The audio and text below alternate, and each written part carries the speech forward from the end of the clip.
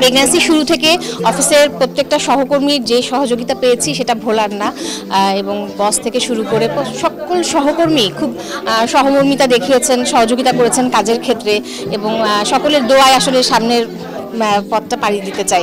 অসাধারণ। আমাদের এই অফিসে আমাদের HR-এর একজন আপা আছেন, ইয়াসমিন আপা, উনি আমাদের সবার অভিভাবকের মতো, বড় বোনের মতো, এবং উনি আজকে আমাদেরকে এতটা সারপ্রাইজ দিয়েছে। আমরা যখন এসে ব্যানারে আমাদের ছবি দেখেছি, আমরা সত্যি খুব আবেগ আপ্লুত হয়ে গেছি।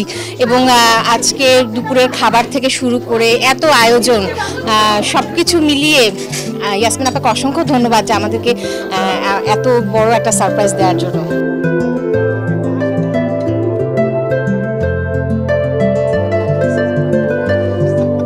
আমরা আজকে খুবই আনন্দিত, মানে এত সারপ্রাইজ সবাই যে কখনো আশা করি না যে এরকম একটা আয়োজন পাবো, কিন্তু আজকে সবকিছু মিলে খুবই ভালো লাগছে। সবার আন্তরিকতা, সবার ভালোবাসায় আমরা আসলেই মুগ্ধ।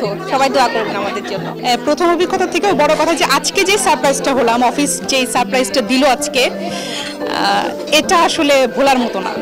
আমার প্রথম যে অভিজ্ঞতা ওটার থেকেও এখন মনে হচ্ছে যে আজকের সারপ্রাইজটা আমার কাছে বেশি মূল্যবান।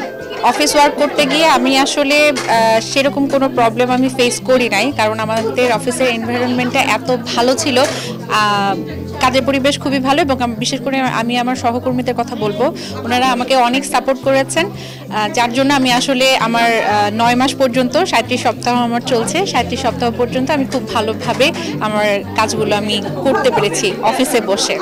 আজকের এই আয়োজন খুবই অসাধারণ, খুবই অসাধারণ। আমি আসলে সবসময় বলি যে ডিবিসি একটা পরিবারের মতো, তো আমি এখানে একটা হোমলি ফিলিং পাচ্ছি।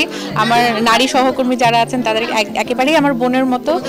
তাদের এই আয়োজনে তাদেরকে আমি ধন্যবাদ জানাতে চাই, এবং আয়োজনের পেছনে যারা কাজ করেছে তাদেরকে আমি অসংখ্য ধন্যবাদ জানাতে চাই। তো এরকম পরিবেশে আসলে সব অফিসে কিন্তু মায়েদের বা গর্ভবতী মহিলাদের এত সুযোগ সুবিধা দেয় না যতটা আমরা এখানে পাচ্ছি।